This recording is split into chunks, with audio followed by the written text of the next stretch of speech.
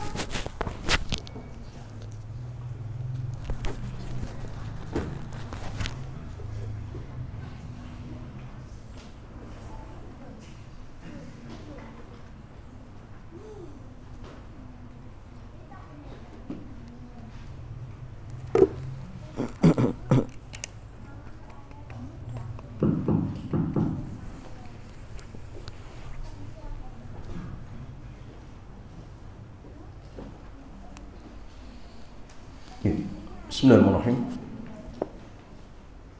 Assalamualaikum warahmatullahi wabarakatuh. Alhamdulillah wassalatu wassalamu ala rasulillah wa ala alihi wa sahbihi ajma'in, amma ba'd. Ikhwan wa akhwati fillah, alhamdulillah di kesempatan sore yang mulia ini Allah kembali kumpulkan kita di majlis yang sangat-sangat mulia ini, yaitu majlis Thalabul Ilmi. Dan di sore hari ini jamaah kita masih pada kitab Kode Etik Pengusaha Muslim, menjadi pengusaha ideal menurut standar syariat, karya Ustaz Aminul Bait hafizahullahu jalla wa ala. Dan jamaah sekalian, tema hari ini di kesempatan sore yang mulia ini itu inti kaya adalah qanaah. Jadi inti seseorang dikatakan kaya itu ketika qanaah. Sehingga jamaah penting bagi kita untuk mengetahui apa sih definisi qanaah, dan sampai keliru ya. Maka disebutkan oleh para ulama kita ya, banyak ya makna ya terkait tentang qanaah. Di antara makna qanaah jamaah ini oleh para ulama kita, yang pertama ridha bima atahu Allah wa katabahu wa qassamahu. Jadi qanaah itu artinya ridha dengan pemberian Allah. Ridha dengan pemberian Allah. Sekarang antum misal diberikan motor, diberikan rumah ya, kalau antum ridho berarti qanaah ya. Tapi kalau misalkan jemaah diberikan motor, mobil, nggak ridho, berarti belum qanaah. Sehingga gini jemaah, mana yang terbaik? Seorang diberikan rumah mewah, mobil mewah, tapi dia ridho, dengan orang yang nggak punya rumah tapi nggak ridho, mana yang bagus sama? Dia diberikan banyak harta tapi dia ridho ya. Dan inti kekayaan jam qanaah ya. Sebagian yang lain mereka mendefinisikan qanaah itu artinya istighnaun bil mawjud, mencukupkan dengan sesuatu yang sudah ada ya. Antum sudah punya rumah, sudah punya istri misalkan, cukup jemaah? Cukup ya. Nggak perlu macam-macam ya. Karena kan sebagian orang itu nggak qanaah, akhirnya apa, nyari ya, dengan jalan yang haram, waliyadzubillah jemaah. Itu bukti orang nggak qanaah ya, tidak cukup dengan apa yang sudah ada.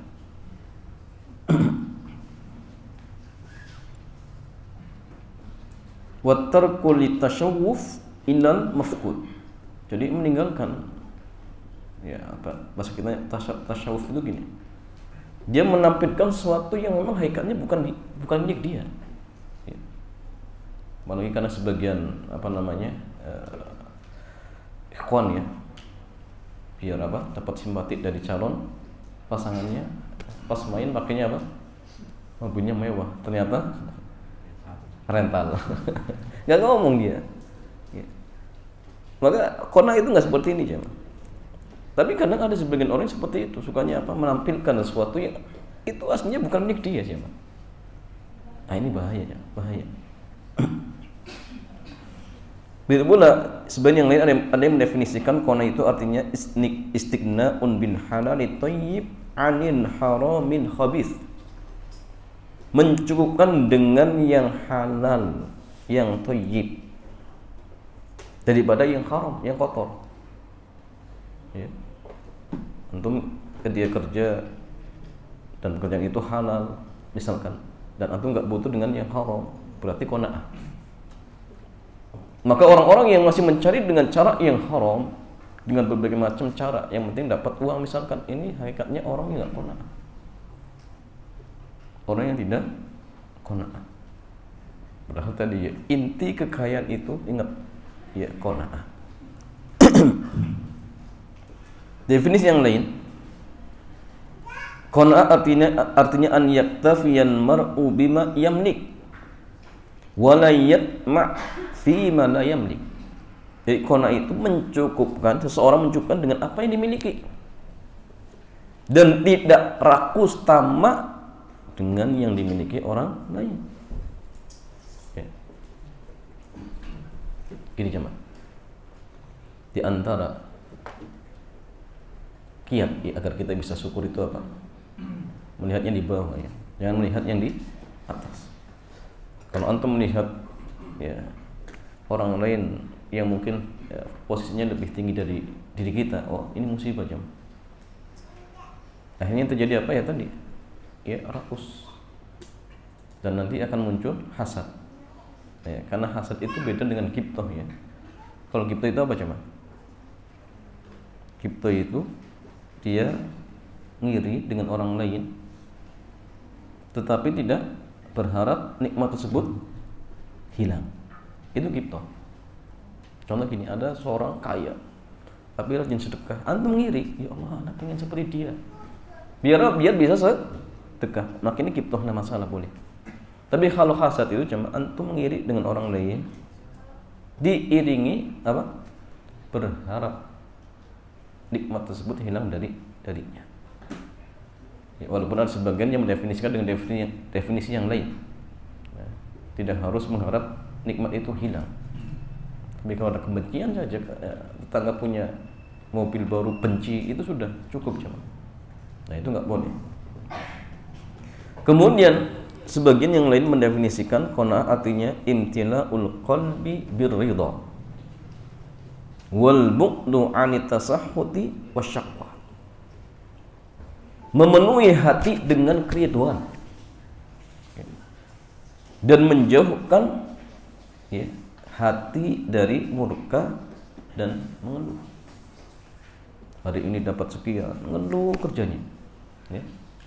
Kerjanya marah-marah terus, nggak ridho cuma. Nah, ini masalah. Padahal gini, ridho itu wajib atau sunnah cuma? Karena gini, seseorang itu ketika tertimpa musibah ada 3 keadaan. Yang pertama minimalnya apa? Sabar, sahih. Apa arti sabar? Apa? Pawon. Sabar itu secara bahasa artinya al-habsu, menahan. Secara istilah menahan 3 hal. Pertama, menahan lisan dari mengucapkan ucapan yang kotor. Yang kedua, menahan hati dari murka terhadap takdir. Yang ketiga, menahan anggota badan dari melakukan hal-hal yang haram ketika tertimpa musibah. Ini sabar. Jadi sabar itu bukan dengan ucapan. Ya, dia katakan, oh saya sabar. Tangannya main, pukul orang yang datang. Oh saya sabar. Ada orang datang dipukul, marah-marah. Ini nggak termasuk sabar jam. Makanya ketika Nabi bersabda dalam sebuah hadis yang diriwayatkan oleh Imam Muslim dari sahabat Abu Hurairah di mana Masanian, dia mengatakan isnani, ada dua perkara, huma fin nasi, ya, hum fihim kufrun, ya. Jadi ada dua perkara kamakon, yang dua perkara ini jangan masih diamalkan orang-orang, dan di mana kedua perkara ini termasuk kufuran. Apa jemaah? At-ta'nu fin nasab, suka mencela nasab. Yang kedua apa?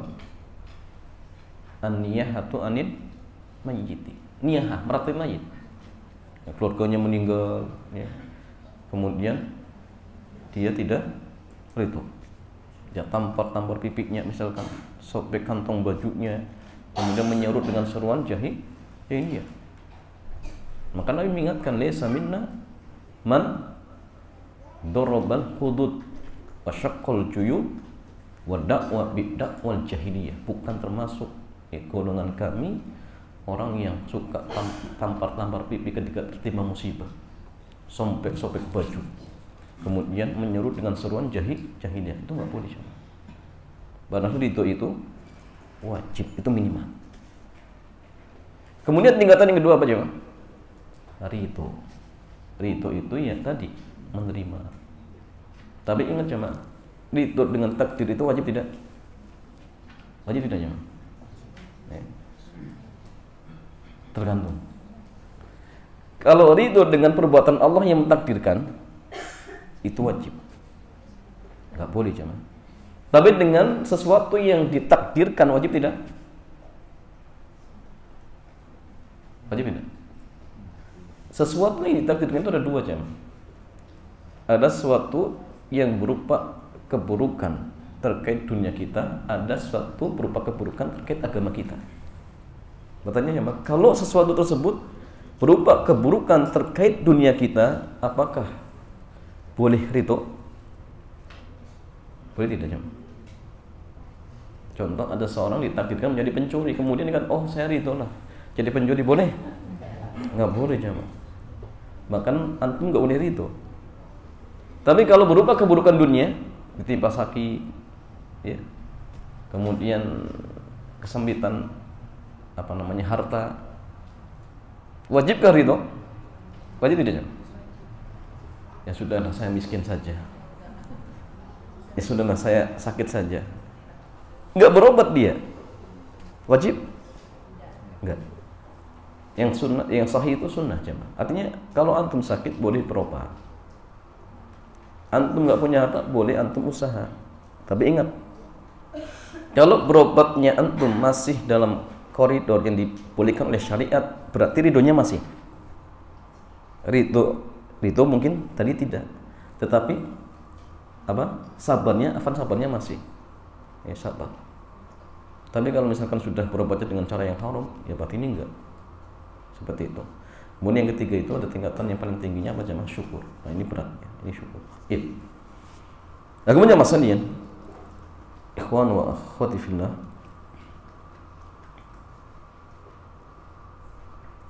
di antara fadilah, ya, qanaah. Al-qanaatu syifa'un wa dawa. Jadi qanaah itu obat jemaah, obat. Obat dari apa? Syifa'un min da'il jasya'i wa tama. Obat dari penyakit apa? Rakus. Itu qanaah. Syifa'un minal humum wal ahzan. Obat dari penyakit apa? Ya, suka berkeluh kesah, sedih misalkan. Obatnya ya qanaah. Pengen beli misalkan motor baru, ya, belum dapat uang. Kalau jamaah misalkan dia nggak punya qanaah, ya hidupnya sedih terus. Waduh, sudah ngumpulin, ada saja butuhnya. Jadi akhirnya nggak qanaah, itu masalah. Maka obatnya agar antum bisa tenang, ya, qanaah itu penting. Syifa'un minal karahiyati wal hasad. obat dari penyakit suka membenci, hasad. Ya. Antum melihat tetangga misalkan punya tadi barang baru, muncul hasad. Bagaimana cara mengobatinya? Qanaah. Agar hilang sifat hasad tersebut, qanaah. Qanaah apa artinya tadi di awal? Ya. Ridho dengan pemberian Allah. Syifa'un min nahbil amwal wal iktida'u anil mumtalaka. Dan obat dari penyakit suka merampas harta orang lain, suka ngambil harta orang lain, ya. Makanya orang-orang yang kaya tetapi kok masih korupsi itu ya, hakikatnya apa? Enggak qanaah hidupnya, rakus, ya. Bayangkan harta sudah bermiliar-miliar bahkan sampai mungkin tapi korupsi, mau diapain hartanya aja, Bang? Yang ada saja kalau dihabiskan pun mungkin nggak habis-habis ya, tetap korupsi. Ini kan ya, rakus ya. Ya. Nah, sehingga jemaah ikhwan wa akhwat fillah, ingat inti kaya adalah qanaah. Ini penting. Ada beberapa doa Nabi SAW yang isinya meminta al-ghina. Ghina itu artinya kekayaan.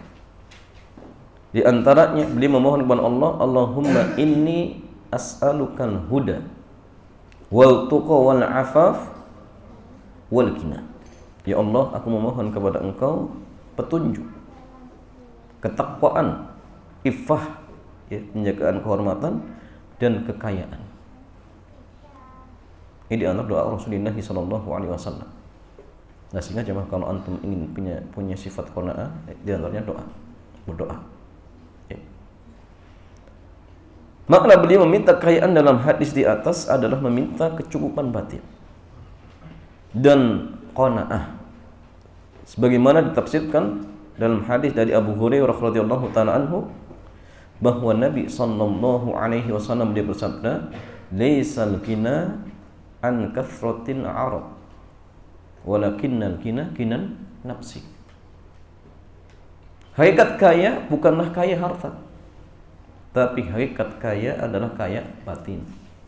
Harta banyak tapi masih tamak misalkan, ini nggak kaya. Antum jamaah tadi ya, punya rumah 10 mewah semua, mobilnya 10 mewah semua, tetapi nggak berharap dengan apa yang ada di tangan orang. Sudah cukup antum, saya cukup dengan 10 rumah, saya cukup dengan 10 mobil mewah. Itu qanaah jamaah. Daripada sebagian orang yang kadang jamaah ya, nggak punya harta ya, tiap hari banting tulang ya, mencari apa? Uang. Sholat pun tidak sholat, bahkan pas sholat malah tidur. Kita saksikan, baik. Jadi qanaah itu tidak mesti dimiliki oleh orang miskin, ya, orang kaya punya. Bahkan kadang kita jumpai orang-orang yang nggak punya harta, tamaknya minta ampun. Sahih, lebih tamak. Maka ya kita berlindung dari sifat-sifat ini, jamaah. Maka gini, mana yang lebih parah? Miskin yang tidak qanaah tapi atau kaya nggak qanaah? Mana jemaah? Miskin nggak qanaah, kaya nggak qanaah, mana yang lebih parah? Ini lebih parah. Bukan yang baik, lebih parah. Miskin ya, miskin yang bukan pilihannya nggak qanaah semua. Jelas miskin yang tidak qanaah. Sekarang gini, miskin nggak qanaah apa yang dia ini jemaah sekalian? Atau kaya yang nggak qanaah aja, lebih parah. Atau gini, miskin yang nggak sabar dengan kaya yang gini, miskin yang sabar atau kaya yang syukur, mana yang afdol? Mana jawab? Jawabannya kalau yang afdol kita kembali kepada ayat. Apa jamaah? Inna akramakum indallahi atqakum. Jadi artinya yang paling bertakwa, ya, bukan kaya yang syukur, bukan miskin yang sabar, bukan. Tetapi siapa di antara mereka yang paling bertakwa? Ya, kalau mereka bertakwa, maka itu yang lebih baik. Itu yang lebih baik seperti itu. Kemudian masalian, karena itulah Allah letakkan ketenangan dan kebahagiaan itu ketika seseorang memiliki perasaan selalu merasa cukup. Inilah jamaah sekali lagi letak ketenangan. Dari Abdullah bin Amr bin As radhiyallahu taala anhu bahwa Rasulullah sallallahu alaihi wasallam dia bersabda, "Qad aflaha man aslama wa ruziqa kafafan wa qanna'ahu Allahu bima atahu." Sungguh beruntung orang yang masuk Islam, diberi rezeki yang cukup dan Allah buat dia qanaah terhadap apa yang Allah berikan untuknya. Al-Imam Syafi'i dia pernah menyebutkan bahwa orang yang qanaah itu seperti raja dunia. Orang yang qanaah itu seperti raja dunia. Karena dia merasa paling kaya. Dia tidak mengharapkan apapun yang dimiliki orang lain. Ya. Sebagaimana syair beliau, "Idza ma kunta dza qalbin qunu' fa anta malikud dunya sawa." Ketika kamu memiliki hati yang qanaah, maka kamu dan raja dunia sama saja. Jadi kalau antum qanaah jamaah, derajat antum sama seperti raja. Ya. Raja juga karena qanaah, karena iya, apapun yang miliki. Kalau antum ingin sama seperti mereka, qanaah, selesai. Jadi raja dunia. Mau tidak jadi raja dunia? Rasanya tadi qanaah aja. Ya. Syekh Utsman Al-Khumais belum bercerita, saya lupa Hajjat bin Yusuf atau siapa yang menyebutkan lagi di antara kebaikan, pokoknya ini pemimpin yang zalim ya. Kalau nggak salah Hajjat bin Yusuf atau siapa, di antara kebaikan atau salah satu kebaikannya, dia itu jamaah tidak mau makan kecuali kalau ditemani ya. Pokoknya intinya kalau ada yang nemani makan, dia baru makan. Satu ketika dia ingin cari orang yang untuk nemani makan, nggak dapat. Didapatilah apa? Seorang Arab Badui. Ya, ini kebetulan Arab Badui dari pelosok yang mungkin apa? Ya, dia apa namanya? Ya kalau bahasa kita ya rakus lah. Dipanggil dia, suruh nemani untuk makan. Tapi ternyata si Arab Badui ini dalam kondisi apa? Puasa. Ketika dipanggil oleh ya pemimpin tadi, kalau Hajjat bin Yusuf atau yang lainnya, dia katakan, "Saya ini sedang dipanggil oleh zat yang lebih baik daripada dirimu." Siapa maksudnya? Allah. Enggak diterima cuma. Padahal ini seorang Arab Badui. Hidangannya super lezat. Ya, walaupun jemaah kalau secara hukum Islam, kalau antum diundang, boleh nggak antum buka membatalkan? Boleh jemaah, boleh ya.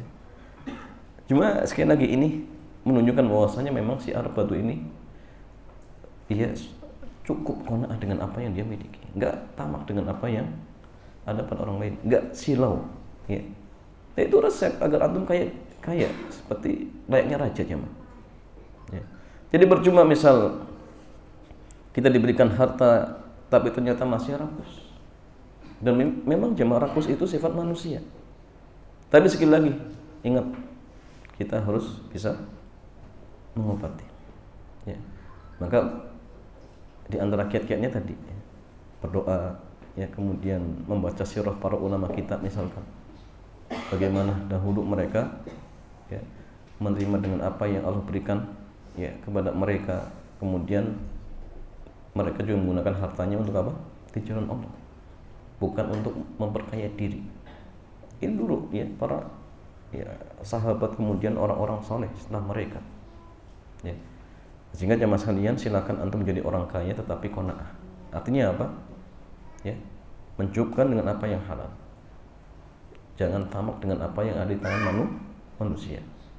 Walaupun jemaah kalau antum ngiri dengan ya kebaikan yang ada pada orang lain itu boleh, tidak masalah. Tapi kalau hanya ngiri dengan dunia yang dimiliki oleh orang lain, khawatir jemaah hal seperti ini akan menghantar kita kepada penyakit hasad tadi. Kalau sudah akhirnya hasad, kemudian berharap nikmat itu akan hilang, ini bahaya. Ya. Akhirnya yang terjadi apa jemaah? Sebagian orang dia menempuh jalan yang kotor. Baik dia misalkan datang ke dukun kemudian agar hartanya ya hina, atau misalkan ya dia hasad akhirnya dirampas, dicuri misalkan. Maka kita berlindung kepada Allah Jalla wa Ala dari penyakit ya hasad ataupun penyakit-penyakit yang lainnya. Dan kita berdoa kepada Allah agar kita diberikan ya obat, itu obat qanaah, agar kita selalu ridho dengan apa yang Allah berikan kepada kita. Wallahu ta'ala a'lam bishawab. Ya teman sekalian, ya, singkat dan kita mungkin memperpanjang dengan ya, pertanyaan. Dipersilakan.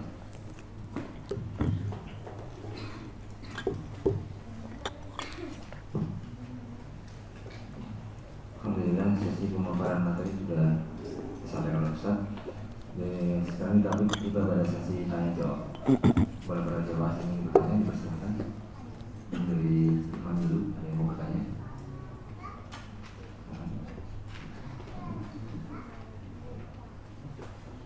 Assalamualaikum warahmatullahi wabarakatuh. Ustaz, minta tolong diulangi lagi untuk doa qanaah yang tadi. Kemudian untuk doa qanaah yang tadi itu biasanya baiknya dibacakan saat seperti apa? Apakah ketika selesai tahiyat itu kan belum salam, apakah boleh dibacakan? Wa jazakumullahu khairan katsiran. Ya. Zaman sekalian, doa yang dipanjatkan oleh Rasulullah agar memiliki sifat qanaah ini dibaca yang afdal waktunya kapan? Jawabannya jemaah, boleh dibaca di waktu-waktu yang mustajab. Contohnya ketika sepertiga malam, kemudian antara adzan dan iqamah, ketika di hari apa? Hari apa? Jumat setelah asar. Ya, atau ketika sujud, atau ketika setelah tahiyat sebelum salam. Ini juga afdal. Atau ketika turun hujan, atau ketika safar, boleh, tidak masalah. Ya.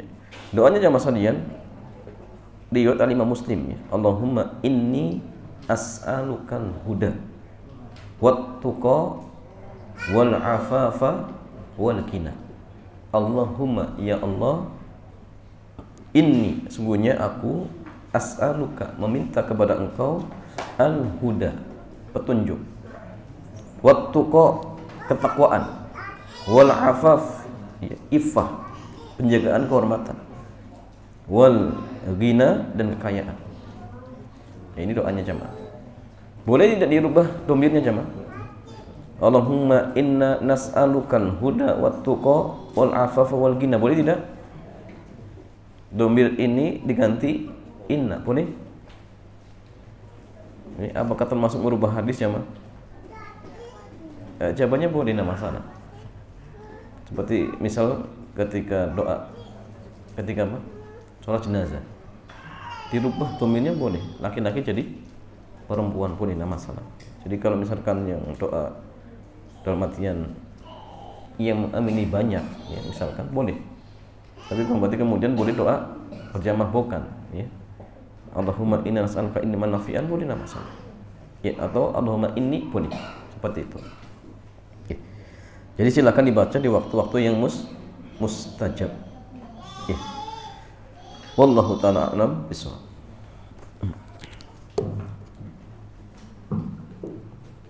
Ada pertanyaan dari Ahmad. Saya bacakan soal. Assalamualaikum Ustaz, semoga Ustaz keluarga dan kaum muslimin selalu dalam lindungan Allah. Amin. Amin. Isi bertanya Ustaz, pimpinan perusahaan di kantor saya menyuruh saya untuk membuat kotak kosong yang akan digunakan sebagai lampiran laporan pertanggungjawaban dari proyek yang sudah dikerjakan. Nota tersebut berasal dari supaya kami dan saya diperintahkan untuk mengisi nominalnya sesuai dengan perintah pimpinan. Pertanyaannya, bagaimana cara saya menolak kepada pimpinan? Berarti ini pertanyaan, maksudnya ini karena ada kebohongan. Ya, oh iya, rekayasa nota. Rekayasa, artinya bohong gitu. Dan pertanyaan kedua, bolehkah saya menolaknya dengan menyampaikan melalui chat pribadi? Ya jamaah sekalian, pertama, bagaimana hukum seseorang membuat nota kosong untuk memberikan kesempatan agar orang bisa berbuat apa? Maksiat. Boleh tidak jemaah? Enggak boleh. Apa dalilnya? Wa nata'awanu 'alal itsmi wal 'udwan. Janganlah kalian tolong-menolong di dalam perbuatan dosa dan permusuhan. Jadi kalau misalkan kita menyediakan nota kosong, ya, untuk diisi sesuai dengan keinginannya untuk membohongi orang, samanya kita menolong orang lain untuk berbuat jahat, berbuat maksiat. Dan ini nggak boleh. Jadi nota kosong ini tujuannya kan agar dia bisa mengambil hak orang lain, tulis, akhirnya dapat untung. Ya. Maka jamaah nggak boleh menolong. Ya, harusnya kita kasihan nanti orang yang hartanya mau diambil itu, kasihan. Ya. Nah, sehingga tugas kita ketika melihat seperti ini ya harus ingkarul mungkar sesuai dengan kemampuan kita. Ya. Kemudian bolehkah menolak dengan cara chat pribadi? Ya boleh, nama semampunya. Fattaqullaha mastata'tum. Man ra'a minkum munkaran falyughayyirhu biyadihi. Barang siapa yang melihat kemungkaran, cegah dengan tangan. Fa in lam yastati fa bi lisanihi. Jika tidak mampu dengan tangan, dengan lisan. Wa in lam yastati fa bi qalbihi wa dzalika ad'aful iman. Kalaupun dengan lisan tidak bisa, ingat minimalnya dengan hati. Dan itu serendah-rendahnya iman. Jadi kalau misalkan bisa menolaknya hanya dengan chat, maka tolak. Tapi gini ya mah, jangan dia chat tapi tetap dikasihkan, ya sama saja. Artinya gini, di chat dan jangan dibuang, ya, jangan dikasihkan. Karena kalau dikasihkan ya sama halnya membantu. Ya. Jadi kalau misalkan notanya juga dikasih, baru di chat, ya sama saja. Gini, ada orang minta bantuan, ya, untuk dipinjemi pisau untuk apa? Bunuh orang. Kata dia, nih saya pinjemin, tapi saya ingkari. Ini sama saja jamaah. Jadi ingkari dengan hati itu, dengan tidak kita membantunya secara apa namanya, secara materi ataupun secara fisik, seperti itu jamaah. Harus dia diam, gak menolong, itu minimal. Ya, kalau bisa dengan chat tadi itu bagus, tapi ingat nota kosongnya jangan dikasihkan seperti itu. Dan dalam hal ini kita harus takut kepada Allah dan Rasulnya. Wallahu ta'ala a'lam bishawab. Pertanyaan pertanyaan pertama, bagaimana cara menolak pada pembinaan terkait dengan ikatan pekerjaan bahwa pembinaan itu yang paling pembina kita, ada yang memperkerjakan kita gitu. Pertanyaan mungkin yang perlu, bagaimana cara saya menolak pada pembinaan yang perlu diperjelaskan itu. Cara menolaknya gampang. Karena jemaah ini kemungkaran. Nah, kemungkaran itu kalau kita mampu menolak dengan atau mengingkari dengan tangan. Ya. Bagaimana? Ya sudah, datangi orangnya, datangi pimpinannya, ya, dicegah dengan tangan kita. Tapi ini nggak bisa. Kalau pemimpin mungkin bisa. Maka yang kedua dengan lisan, datangi orangnya, nasihati. Bahwasanya ini hukumnya haram. Ya. Tapi masalahnya pemimpinnya ini non muslim, ya sudah sampaikan, Pak, maaf, ini keyakinan kami, ini nggak boleh. Saya mau kalau ditugaskan yang lain, tapi kalau dalam hal ini mohon maaf, ini nggak bisa. Ustaz nanti dipecat, masih banyak kerjaan yang lain jemaah. Rizki Allah yang ngasih, bukan tempat kerjaan. Ya kadang-kadang kita itu butuh digituin jemaah, biar kita sadar. Ya, jangan sampai kita berkeyakinan bahwasanya rizki itu yang ngasih kerjaan, hati-hati jemaah. Jadi tetap prinsip kita, yang halal ya halal, yang haram haram. Ya. Jangan dijadikan abu-abu jemaah. Haram ya haram sudah. Sampaikan dengan baik. Ya. Dengan kata-kata, mungkin cari waktu yang tepat. Ya. Atau tadi nolak kan bisa dengan chat, kan bisa juga. Ya. Kalaupun nggak bisa ya sudah, lewat yang lain, suruh disampaikan kepada pimpinan bahwasanya ini tidak dibolehkan seperti itu. Ya. Wallahu ta'ala a'lam bishawab.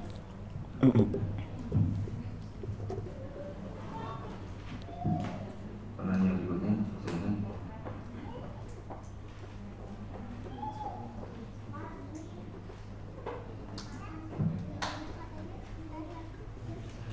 Ya. Ketika musim Lebaran, kita sering anak kita Lebaran apa? bingkisan atau mungkin makanan dari orang lain. Sementara pemberian makanan itu mungkin uang atau bingkisan tidak. Apa? Uang atau mungkin bingkisan yang diberikan pada anak kita itu mungkin tidak semuanya dikonsumsi oleh anak kita. Ya, bolehkah kemudian kita memanfaatkan itu? Bukan kita yang menghabiskan. Soalnya terkadang ada orang yang memberi tapi tidak ridho ketika itu harus dia gunakan ini untuk anakmu untuk kita makan gitu, atau karena kita nggak makan atau nggak mau atau kita nggak boleh untuk anak kita terus kita makan atau kita berikan ke orang lain. Ini enggak. Ini makanya di depan orangnya atau pas di rumahnya dimakan? Ya, kecuali apapun kondisinya. Iya. Jadi jemaah, kalau misalkan anak kita dikasih hadiah orang lain, ya, kemudian yang ngasih hadiah berharap anak kita yang makan misalkan, ternyata kita lihat ini makan nggak baik, artian untuk anak kita ya kurang baik, mungkin ya secara kesehatannya ataupun yang lainnya misalkan. Maka kalau misalkan orang tersebut maksa, dalam artian harus dia yang makan, kalau antum yang makan dia nggak ridho, ya sampaikan baik-baik, ya anak saya lagi ada penyakit ini, nggak boleh makan ini, selesai. Ya. Apa dia akan marah-marah? Ya enggak. Apalagi ada dampak buruknya, tentu dia akan ridho, sampaikan. Ya. Tapi kayaknya jarang orang masyarakat harus dimakan anakmu, kayaknya jarang.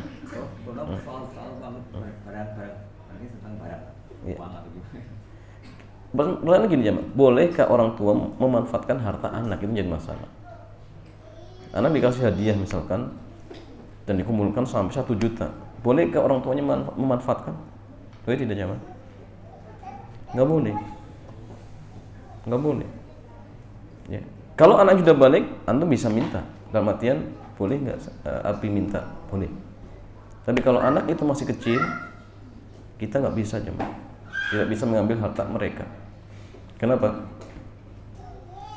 Belum punya nalar. Tugas orang tua itu menjaga. Tugas orang tua untuk apa? Menjaga. Jadi tidak boleh ngambil seenaknya sendiri. Tetapi ada hadis, inna auladakum min kasbikum, maksudnya anak kalian itu hasil usaha kalian. Bukankah boleh mengambil harta anak tanpa izin? Jawabannya gini jamaah, hadis tadi tidak ya berarti secara umum, dalam artian kemudian orang tua bebas menggunakan harta anaknya sendiri. Ada hal-hal yang kalau misalkan seandainya harta tersebut diambil kok bisa membahayakan anak, itu nggak boleh. Tapi kalau dalam hal ini misalkan orang tua sangat butuh misalkan, maka tidak masalah. Tidak masalah, apalagi kalau ya kebutuhan itu terkait dengan kebutuhan si anak, maka boleh. Tapi sekali lagi tidak boleh dalam artian orang tua kalau itu harta anak ya kemudian ya diambil secara sepihak tanpa minta persetujuan. Seperti itu, wallahu a'lam.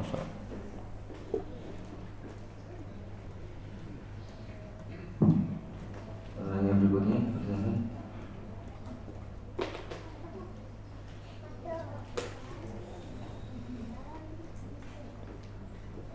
dari apa? Tidak ada pertanyaan.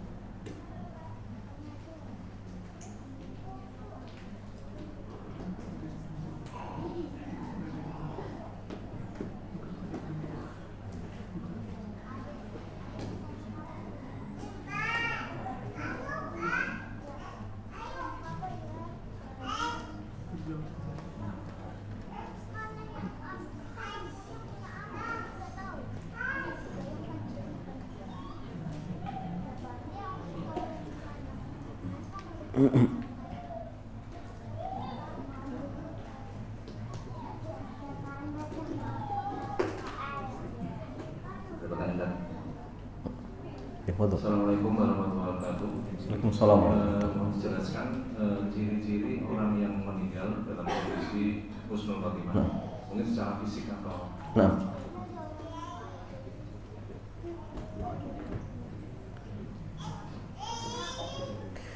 ya jamaah sekalian, bagaimana ciri-ciri seseorang meninggal dalam kondisi husnul khotimah. Ya. Mungkin secara fisiknya ada tidak jamaah? Ya. Jawabannya gini.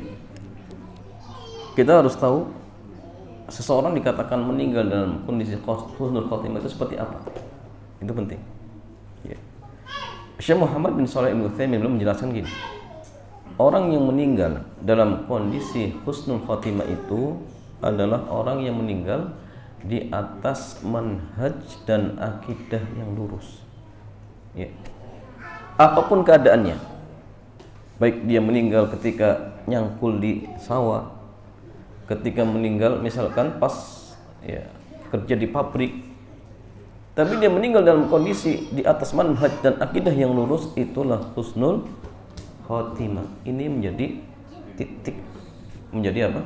Standar. Jadi gini, orang yang meninggal dalam kondisi husnul khotimah itu bukan orang yang meninggal dalam kondisi sujud, dalam kondisi megang mushaf Al-Quran, dalam kondisi sholat subuh. Bukan itu standarnya. Kenapa? Karena kadang kita jumpai ahli bid'ah meninggal di hari Jumat pas setelah subuh. Husnul khotimah belum tentu. Jadi yang menjadi inti, apakah dia meninggal di atas manhaj dan akidah yang lurus atau tidak. Adapun keadaan itu tidak ya dalam artian tidak menentukan ya. Tidak harus. Orang Syiah pun ya kadang-kadang meninggal dalam kondisi apa? Habis sholat, tapi sholat syarat mereka. Apakah ini husnul khotimah? Enggak. Ya. Ada orang meninggal ya habis acara bid'ah misalkan. Ini enggak. Intinya akidahnya lurus, manhajnya benar, ya. Apapun kondisinya, baik di hari Jumat ataupun hari yang lain, maka dia husnul khotimah seperti itu. Wallahu a'lam bishawab.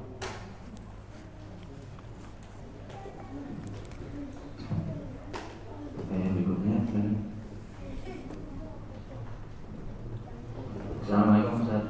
Assalamualaikum. Apakah tanda-tanda bahwa bertambahnya harta kita itu termasuk istidroj? Nah. Kemudian jika tanda-tanda itu muncul, bagaimana sikap kita? Yang kedua, apa tanda-tanda bahwa misalnya berkurangnya harta kita itu adalah azab, dan kapan itu disebut ujian keimanan? Apa harta? Berkurangnya harta kita termasuk azab atau termasuk ujian keimanan itu apa mungkin tanda-tandanya? Jadi sekian. Assalamualaikum warahmatullahi wabarakatuh. Waalaikumsalam warahmatullahi wabarakatuh. Ya jemaah sekalian, bagaimana cara kita mengetahui harta yang kita miliki itu istidraj atau bukan? Terus sebuah hadis dari Uqbah bin Amir, beliau mengatakan bahwa Nabi bersabda, "Idza ra'aitallaha yu'til 'abda mimma yuhib."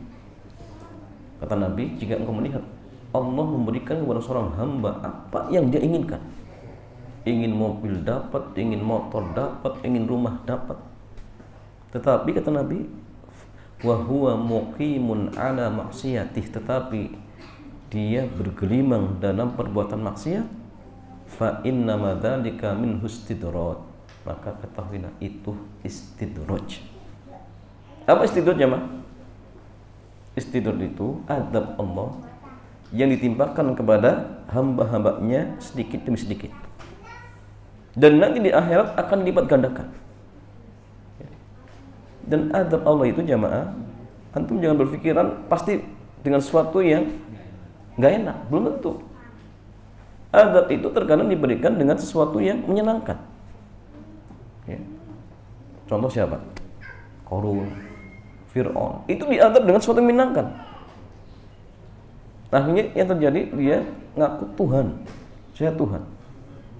Nah ini bahaya. Bahkan gini jam, terkadang banyak orang yang diadab dengan sesuatu yang menyenangkan, dia nggak sadar, sampai akhirnya dia meninggal dalam kondisi seperti itu, dan itulah istidraj. Ya. Terus bagaimana standarnya harta itu istidraj? Kata Abu Hazim mengatakan gini, kullu nikmatin La tuqarribu minallah fahiya baliyah. Setiap nikmat yang tidak mendekatkan pemiliknya kepada Allah, itulah musibah. Semakin bisnis antum lancar, sukses, semakin jauh dari masjid. Akhlaknya semakin buruk. Dengan orang tua nggak berbakti, dengan teman-teman ya buruk. Berarti itu jamaah, harta yang antum miliki istidraj dari Allah. Maka hati-hati, takut ya. Jadi cirinya ini, apakah harta itu menjadikan pemilik semakin baik, semakin dekat dengan Allah atau tidak.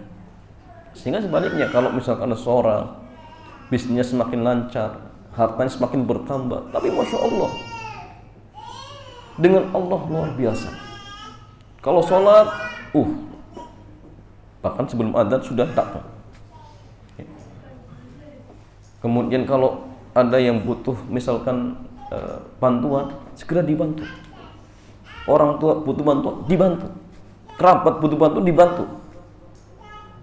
Maka ini mungkin jamaah, harta yang dia miliki itu harta yang barokah. Sehingga apa? Mendatangkan kebaikan-kebaikan bagi pemiliknya. Nah, maka kita berdoa agar harta kita seperti itu jemaah. Nah, tujuan harta itu sekali lagi sebagai wasilah kita untuk apa? Memperbanyak amal ibadah. Nah, sehingga itu standarnya ya. Apakah mendekatkan kita kepada Allah atau justru menjauhkan kita? Ya. Kemudian gini jemaah. Kalau ternyata misal Allah sedang menyempitkan harta kita, ya, apakah hal ini termasuk adab atau ujian? Ya. Jawabannya gini, orang yang disempitkan hartanya, apakah ini termasuk musibah atau nikmat jemaah? Musibah atau nikmat? Ya. Karena gini, ketika seorang tertimpa musibah, misalkan, apakah mesti itu adab atau ada kalanya itu nikmat jemaah? Nikmat tidak.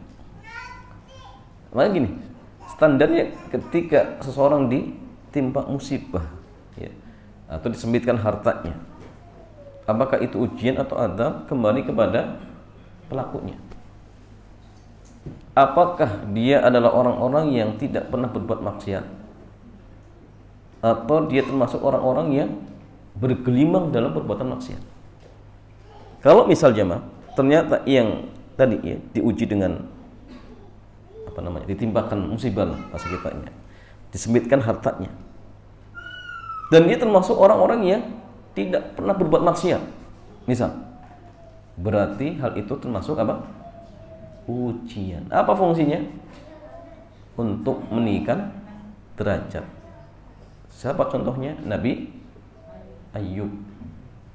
Beliau itu sebelumnya kaya raya, setelah itu ludes habis hartanya. Tapi apakah ini adab? Enggak. Ini ujian. Ujian. Ini itu musibah, tapi itu ujian. Apa tujuannya? Untuk meninggikan derajat Nabi Ayub. Ya. Tapi kalau misalkan sebaliknya, kita termasuk orang-orang yang suka berbuat maksiat, maka musibah yang menimpa kita, baik berupa sempitnya harta kita misalkan, maka ini adalah adab. Ini adalah adab. Sekarang gini, kalau misal ada di antara kita yang disempitkan rezekinya, kira-kira yang lebih memungkinkan ini ujian atau adab? Kemungkinan besar itu adab, sahih. Sahih jemaah. Karena kita itu banyak berbuat dosa. Sahih. Tapi kembali pertanyaan lagi gini ya, apakah ketika seorang itu diadab pasti buruk? Tidak mesti. Kalau misalkan dia bersabar, maka fungsinya menjadi apa? Penghapus dosa. Karena dia banyak berbuat dosa tadi, kemudian diadab oleh Allah, dia sabar, maka fungsi adab itu untuk membersihkan dosa-dosanya. Tapi kalau ternyata misalnya dia nggak sabar, dia marah, dia murka, maka adab itu menjadi adab lain ya, menjadi dosa yang baru lagi. Nah, sehingga artinya gini, baik itu ya adab ataupun itu ujian, misalkan kalau yang mengalami seorang mukmin semuanya baik, Maka Nabi mengatakan apa? Ajaban li amrin mu'min, inna amrahu kullahu khair. Wa laysa dzalika li ahadin inna lil mu'min. Jadi sungguh ajaib urusan seorang mukmin, semuanya baik. Dan itu tidaklah didapatkan kecuali bagi seorang mukmin. Rasanya cuma dua. Jika dia mendapatkan nikmat, dia bersyukur, itu baik baginya. Jika dia ditimpa musibah, dia bersabar, itu pun baik baginya. Maka kalau jamaah antum menginginkan kondisi kita di keadaan apapun selalu baik, cuma dua, syukur dan sabar. Sudah selesai. Syukur dan sabar. Percuma antum diberikan harta nggak pernah syukur, ya percuma. Ya, maka syukur. Kalaupun misalkan tertimpa musibah tadi, ya sabar. Sabar kepada Allah Subhanahu wa taala. Wallahu ta'ala a'lam bishawab.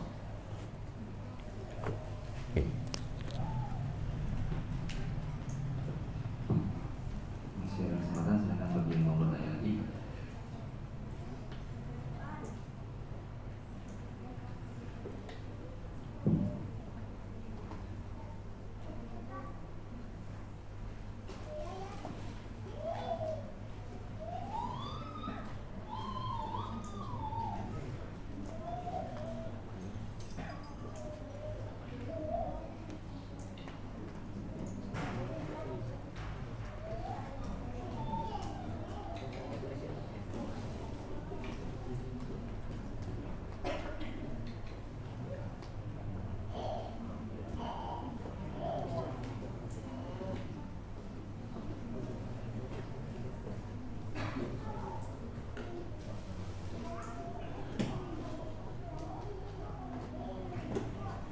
Cukup ya, demikian, mudah-mudahan bermanfaat. Kita berdoa kepada Allah Jalla wa'ala, mudah-mudahan Allah memberikan sifat qanaah kepada kita dan memudahkan segala urusan kita, dan jadikan anak-anak kita menjadi anak-anak yang saleh dan salihah. Demikian jamaah, mudah-mudahan bermanfaat. Kita tutup. Subhanakallahumma wa bihamdik, asyhadu an la ilaha illa anta, astaghfiruka wa atubu ilaik. Assalamualaikum warahmatullahi wabarakatuh. Alhamdulillah.